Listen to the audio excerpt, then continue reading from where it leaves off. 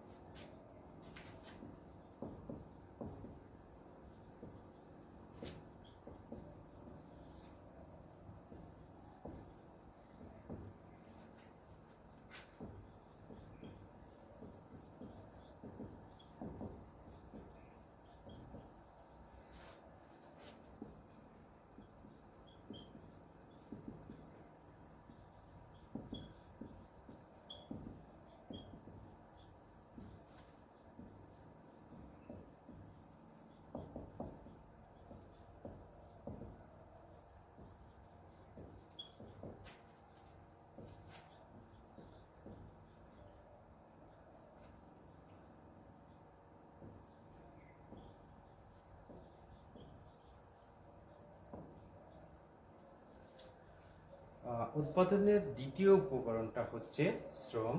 উৎপাদন কাজে ব্যবহৃত মানুষের সকল প্রকার শারীরিক ও মানসিক পরিশ্রমকে শ্রম বলে। সেটা হতে পারে যেমন একজন কৃষকের পরিশ্রম, হতে পারে একজন উকিল বা নার্স বা ডাক্তারের যে সেবা প্রচেষ্টা, সেটাকেও এখানে শ্রম হিসাবে বিবেচিত হবে। তো অবশ্যই মানুষের শারীরিক এবং মানসিক পরিশ্রম যার বিনিময় মূল্য থাকতে হবে, তাহলে তাকে শ্রম বলা হবে।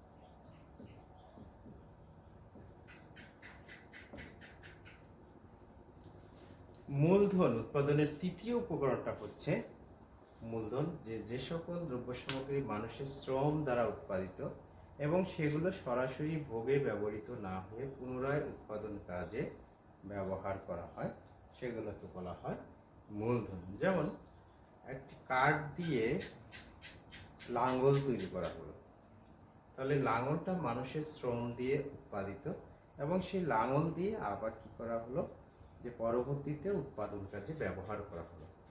তাহলে লাঙলটা মানুষের শ্রম দিয়ে তৈরি এবং এই লাঙলকে আবার উৎপাদন কাজে ব্যবহার করা হলো, তাহলে লাঙলটা হচ্ছে এখানে মূলধন, কারণ এটা মানুষের শ্রম দিয়ে তৈরি এবং পুনরায় উৎপাদন কাজে ব্যবহৃত হলো। তো উৎপাদনের তৃতীয় উপকরণ ছিল হচ্ছে মূলধন। উৎপাদনের ও 4টি উপকরণ: ভূমি, শ্রম, মূলধন এবং সংগঠন।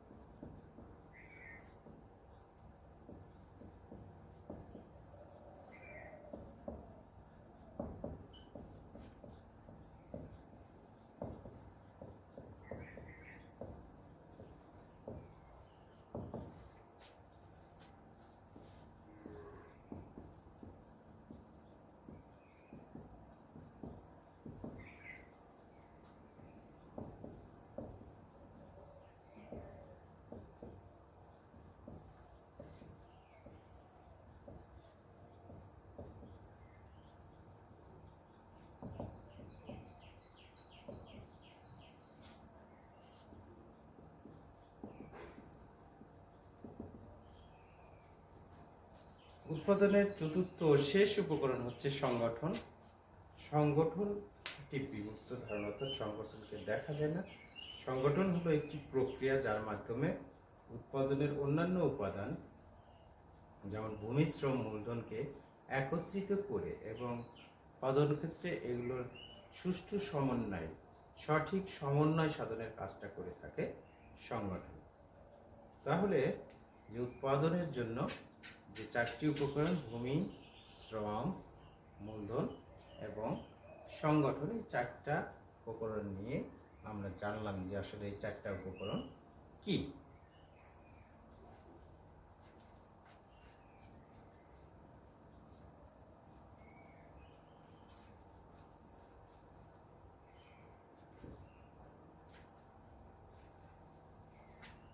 এবার আমরা আলোচনা করব উৎপাদন অপেক্ষ।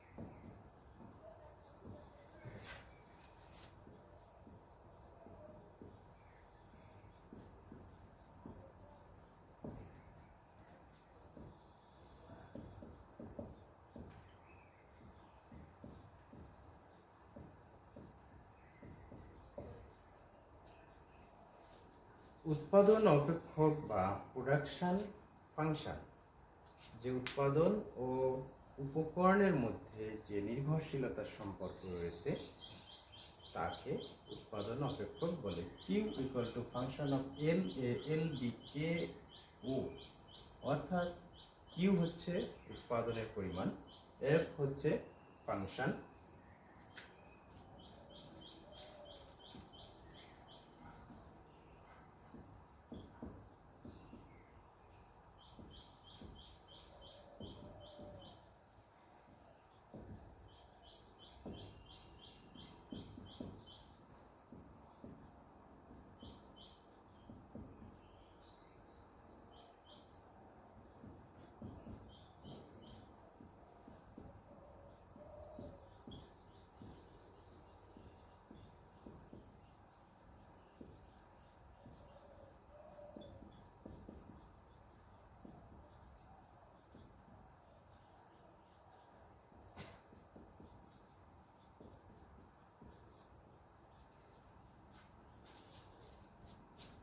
এখানে কিউ হচ্ছে কোয়ান্টিটি অফ প্রোডাকশন অর্থাৎ উৎপাদনের পরিমাণ, এফ হচ্ছে ফাংশন বা অপেক্ষক, এল এ হচ্ছে ল্যান্ড ভূমি, এল বি হচ্ছে লেবার শ্রম, কে হচ্ছে ক্যাপিটাল মূলধন, ও হচ্ছে অর্গানাইজেশন সংগঠন।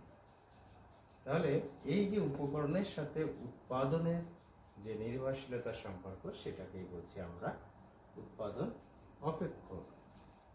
আমরা বলেছিলাম, আমরা দ্বিতীয় অধ্যায়ের আলোচনায় বলেছিলাম অপেক্ষক হচ্ছে স্বাধীন এবং অধীন চলকের মধ্যে নির্ভরশীলতার যে সম্পর্ক। তাহলে এখানে স্বাধীন চলক হচ্ছে ভূমি, শ্রম, মূলধন, সংগঠন, আর অধীন চলক হচ্ছে উৎপাদনের পরিমাণ।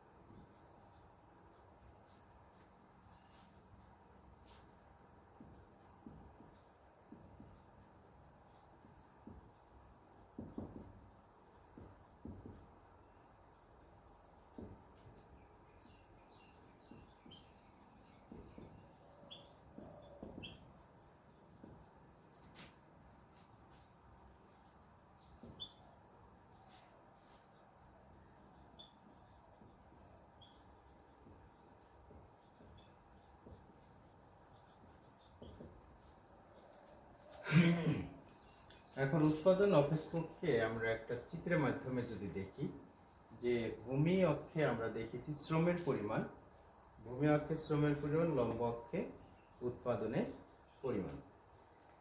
এখন টিপি এটা হচ্ছে একটা টোটাল প্রোডাকশন বা মোট উৎপাদন রেখা। বা এখন শ্রমের পরিমাণের সাথে, যেহেতু উৎপাদনের একটা উপকরণ হচ্ছে শ্রম, শ্রমের পরিমাণের সাথে উৎপাদনের পরিমাণের একটা নির্ভরশীলতার সম্পর্ক এখানে দেখানো হচ্ছে। শ্রমের পরিমাণ যখনই বৃদ্ধি করা হচ্ছে তখনই উৎপাদনের পরিমাণ বৃদ্ধি হচ্ছে, এবং আই বিন্দু পর্যন্ত উৎপাদন ক্রমবর্ধমান হারে বৃদ্ধি পাচ্ছে। যখন আরও শ্রমের পরিমাণ বৃদ্ধি পাচ্ছে, অর্থাৎ L0 পরিমাণ যখন শ্রমিক নিয়োগ করা হচ্ছে, তখন উৎপাদনের পরিমাণটা সর্বোচ্চ হচ্ছে, অর্থাৎ এম বিন্দুতে উৎপাদনের পরিমাণ সর্বোচ্চ। এরপরে উৎপাদন সর্বোচ্চ হওয়ার পরেও যখন শ্রমের পরিমাণ বৃদ্ধি করা হচ্ছে, তখন উৎপাদনের পরিমাণ আস্তে আস্তে কমে যাচ্ছে। তাহলে আই বিন্দু পর্যন্ত উৎপাদনের পরিমাণ ক্রমবর্ধমান হারে বৃদ্ধি পাচ্ছে, আই থেকে এম বিন্দু পর্যন্ত উৎপাদনের পরিমাণটা ক্রমহ্রাসমান হারে বৃদ্ধি পাচ্ছে, এবং এম বিন্দুতে উৎপাদনের পরিমাণটা সর্বোচ্চ হচ্ছে, এবং এম বিন্দুর পরে যখন শ্রমিক নিয়োগ বৃদ্ধি করা হচ্ছে তখন উৎপাদনের পরিমাণটা কমে যাচ্ছে। সুতরাং দেখতে পাচ্ছি আমরা যে উৎপাদনের উপকরণের সাথে উৎপাদনের পরিমাণের একটা সম্পর্ক বিদ্যমান রয়েছে এবং নির্ভরশীলতার এই সম্পর্ককে বলা হচ্ছে উৎপাদন অপেক্ষ।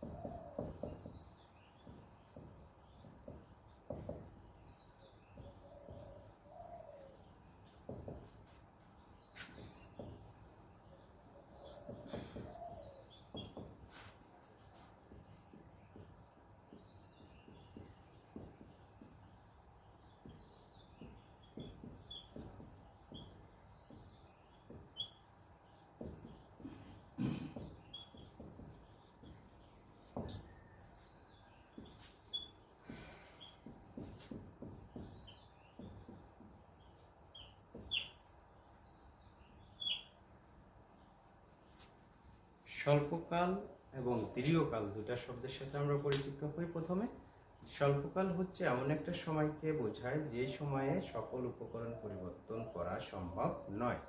সেখানে কিছু উপকরণ থাকবে স্থির আর কিছু উপকরণ থাকবে পরিবর্তনশীল। আর দীর্ঘকাল বলতে সেই সময়কে বোঝায় যে সময়ের মধ্যে উৎপাদনের সকল উপকরণ পরিবর্তন করা সম্ভব।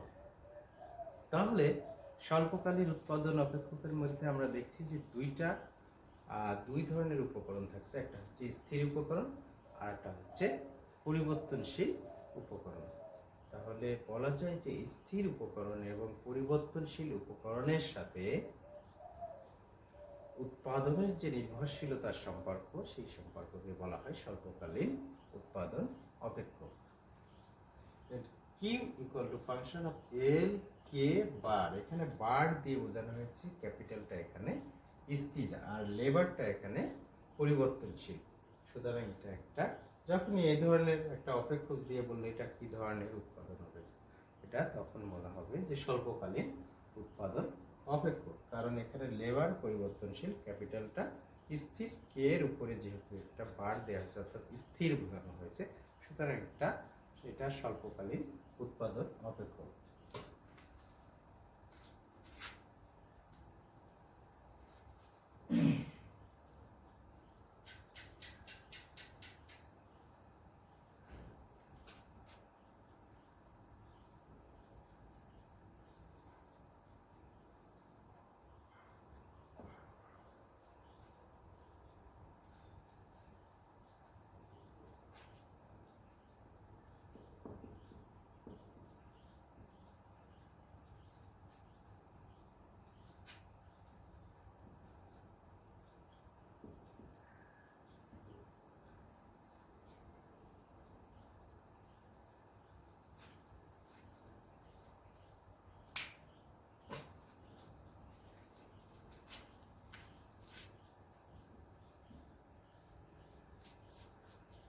দীর্ঘকালীন উৎপাদন অপেক্ষক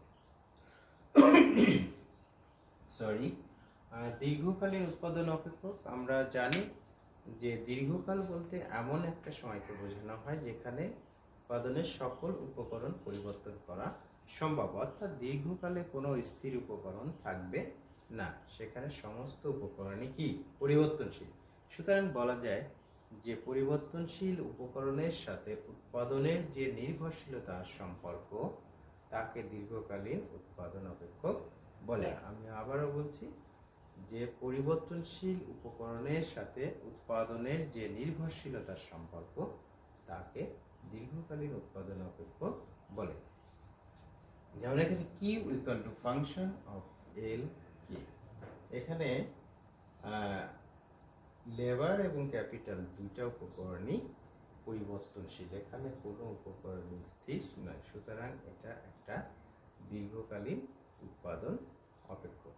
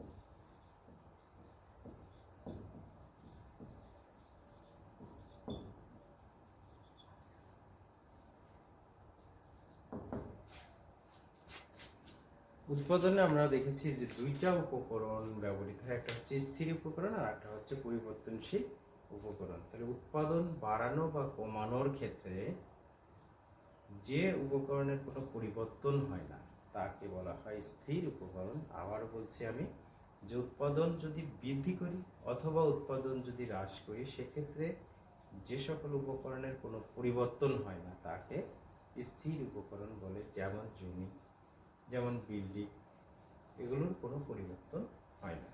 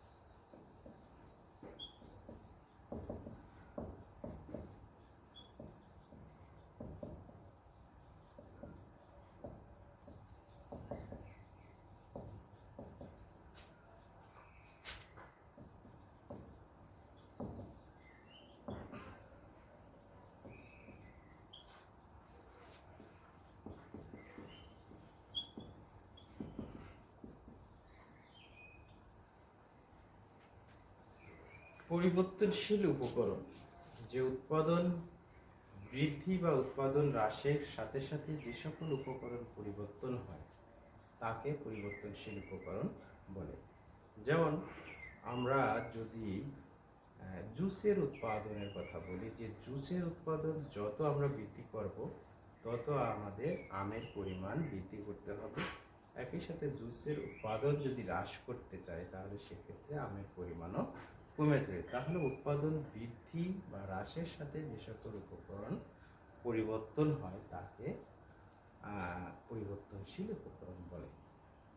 তো সুপ্রিয় শিক্ষার্থী, আজকের ক্লাসে আমরা তৃতীয় অধ্যায়ের জ্ঞানের এ পর্যন্তই আমরা আলোচনা শেষ করব। পরবর্তী ক্লাসে আরও জ্ঞানের কিছু বিষয় নিয়ে আছে, সেগুলো নিয়ে আমরা আলোচনা করব। সে পর্যন্ত তোমরা সুস্থ এবং নিরাপদে থাকো, এই প্রত্যাশায় সবাইকে ধন্যবাদ।